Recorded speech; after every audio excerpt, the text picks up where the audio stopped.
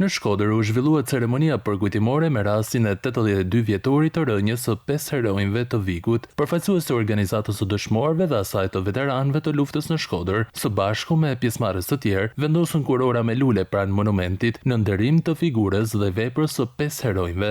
Kjo ngjarje makabër bëri bujë të madhe në gjithë veriun e vendit. Lavdi veprës së këtyre burrave trima, i përjetshëm qoftë kujtimi i tyre. Nuk ka një ngjarje më simbolike. Nuk ka një ngjarje më dinjitoze, nuk ka një ngjarje më të lavdishme që të ketë arritë të ketë prek këtë muaj, se sa ngjarja e luftës në Vik të Mirdicë dhe rënia 5 herojve.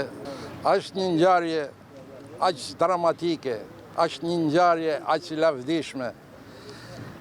Ka një dramatitet dhe simbolik të gjithë historisë popullit shqiptar, që në rrugtimin e vetë ka dhënë figurat lavdishme. Gjatë ceremonisë nuk mungoi edhe vendosja e yllit të kuq pranë bustit nga anëtar të Partisë Komuniste.